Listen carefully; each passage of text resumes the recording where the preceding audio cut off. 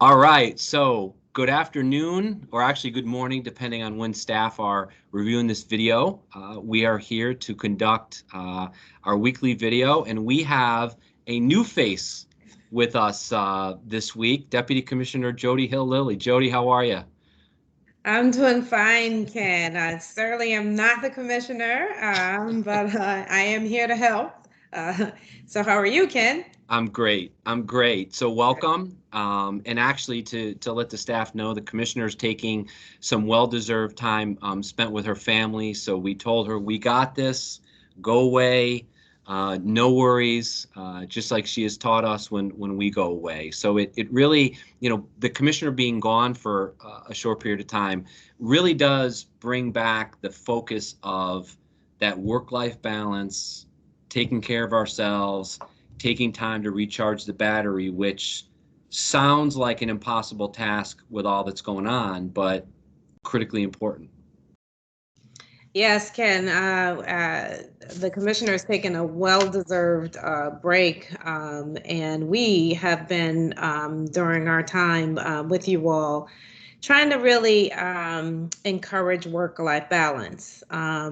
We feel very strongly that it is important to take care of the people who take care of the people, and that with that you need a balanced life. The kids and families that we serve deserve the best you, and so we are committed to make sure that we are not giving up on this message around taking care of yourselves. Yeah, and I think it's a good reminder for those of us that supervise employees to ensure that we have the finger on the pulse of where they are at. And sometimes, as an employees, we don't even realize when we need to take a step back from the work a little bit. And some of those conversations with your employees may be a little uncomfortable, but need to be honest, so we can all be, as you just said, the best we can be as we do our work. Um, Speaking of which, you have really led our safe and sound implementation of our safe and sound culture throughout the department. Can you talk a little bit about where we are with that, so all staff is up to date? So yeah, Ken, thanks. We've been talking about this for a very, very long time, and finally, I can say it is really getting some legs. We've got some technical support from Casey Family Programs, and we've now have this flyer out there, which you've all seen at this point with the 5 R's. Um, and so we really want to put some teeth behind this. We don't want this to be just something that's on paper. We want to be able to live and breathe this safe and sound culture. And really, the impetus for standing up something like this is that we understand from safety science that when we create a nurturing environment that is reflective of trust and candor and honesty, that you actually reduce the amount of errors that happen in an industry. And so we are going to be talking about this and soliciting ideas about how we can create that environment. We know that we've been talking about it for a long time, and we have a long way to go, but certainly we are not where we used to be. We just want you all to know that we do care, and it is critically important for us, for you to be working in an environment where you feel safe. Not always comfortable, Yeah. but it should be safe. Yeah. And so we have a lot of work to do, and we'll be looking for your input.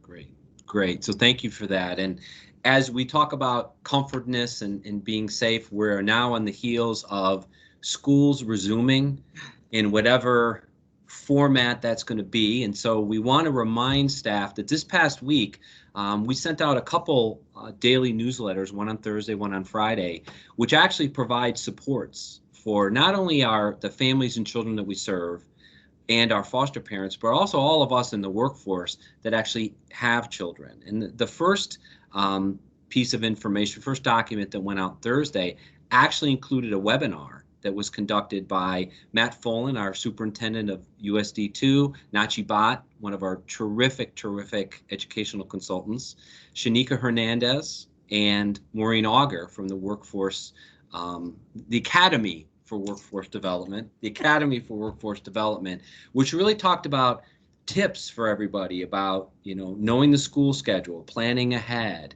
knowing exactly where that district's plans are.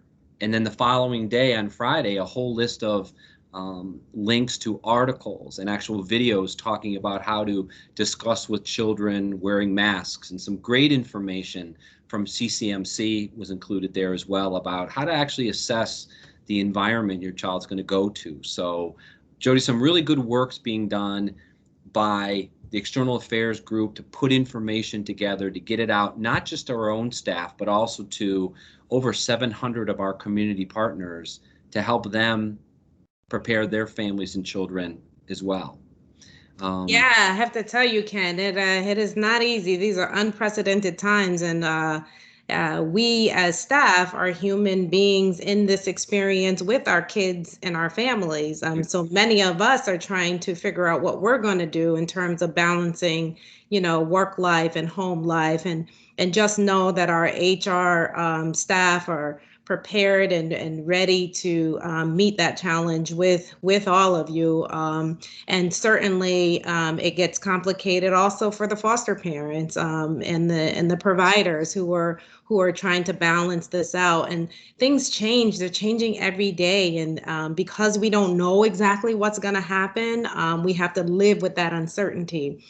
Just know that we are with you in this struggle, and that we are taking each district, each family, each foster parent family, and even our own lives. We're taking it day by day, and all I can say is that we'll be in this together, and we will be making the right decisions for our kids and our families. And we're hoping and are in full support of you making the right decisions for your kids and your families. As I said, these are really unprecedented times, and Connecticut has done so well. Tremendous. We've done so well. And I have to say, I'm sure you heard the commissioner say it over and over again, but 32 years with the department, I have to tell you, we just have a tremendous workforce. You all just do an incredible job. And I'd just like to take the time to say thank you for all that you do every day. And this is a struggle. And all I could say is that we're going to be in it together, and we have to keep the lines of communication open, and we will do our best to answer your questions as timely as possible with the information that we have. And Jodi, I don't think I don't know how many staff statewide know that, but you're on a lot of national calls and calls with other states. So when you talk about the workforce and the effort we put forth and in the planning that the department does, I want everybody to understand that the frame of reference you have also is from that national perspective, which I think should make all of us feel so good that we've gotten this far, and the efforts that all of us have put through have really allowed Connecticut and DCF to be in a solid place right now. We know that some parts of our work probably have obviously changed, but may be changing in the future permanently. This week as well, our legislative liaison, Vinnie Russo, put out a piece about prospective legislative proposals. So we'd like everybody, if you have some ideas about future legislation, to get in contact with Vinnie so he can start to assess those. And as you also mentioned, as we're now, kind of deeper into the pandemic, we are going to have some additional activities now restarting.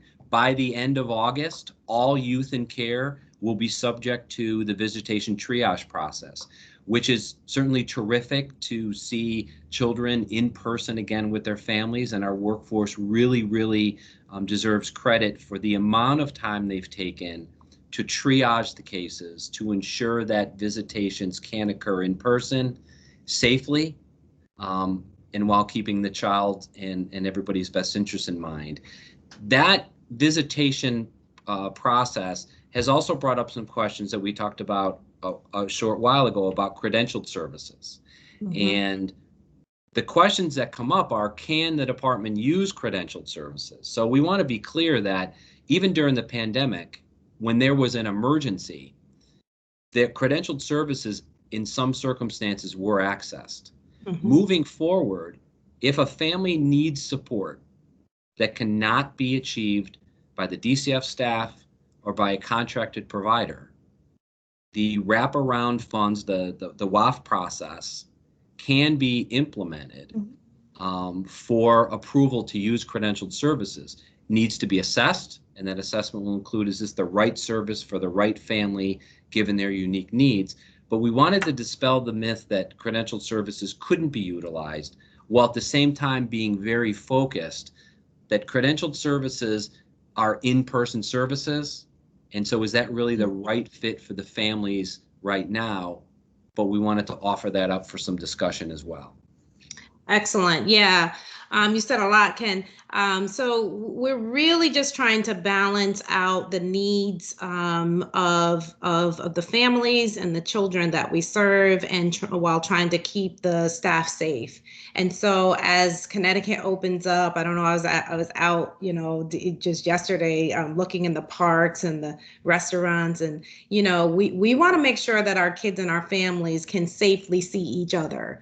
And so as we begin to open up as safely as possible, we want to make sure that you have the resources necessary to actually facilitate those contacts safely. And those services are available to you as need be. So it is true that we initially, there was sort of the overwhelming majority of what we were using was the contracted services.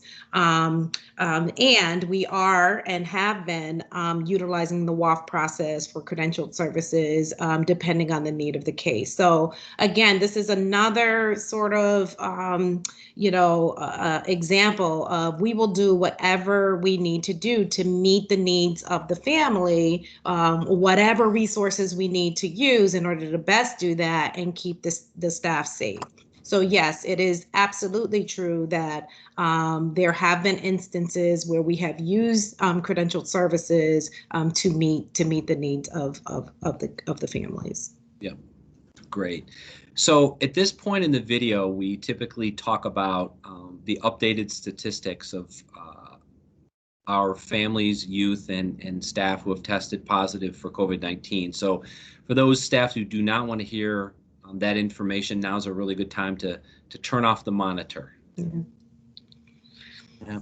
So Jodi, what we have currently is we have 37 staff members who have now tested positive for COVID-19. We have 75 caretakers, and we have 23 youth. And again, to reassure all of the staff that when we have information, a staff member, a caretaker, or youth has tested positive, there's an immediate meeting that is scheduled with the executive team and representatives from either the region or the facility to talk about what has happened.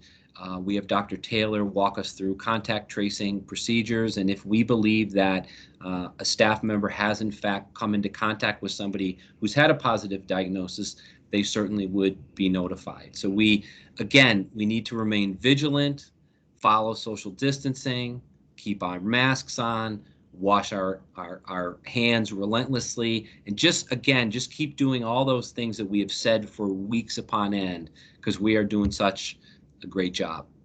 Yeah, I'd like to support those comments. Once again, very proud of our staff. Even in the instances where we've had some positive tests, as we've participated in the contact tracing, what we have found are people are using the PPEs, and that minimizes the amount of quarantine efforts that need to be taken. So we appreciate that. I think it's also important for you all to know, out of the 37 staff who have tested positive for COVID, 36 have returned back to work. And folks and our staff are doing well. So we are very fortunate in that regard. And Connecticut really does rock where the spread of the virus is concerned. We continue to be one of the states that has low transmission rates, and I would say we've done a fantastic job. So keep your mask on, continue to wash your hands. Let's keep each other safe and keep doing what we're doing because we're doing a fantastic job. Awesome. So Jodi, hope you have a great rest of the weekend. We hope you come back and join us for another video, and we'll see you soon. The commissioner will be back next week. All right, Jodi, take it easy. Okay. All right. Take care.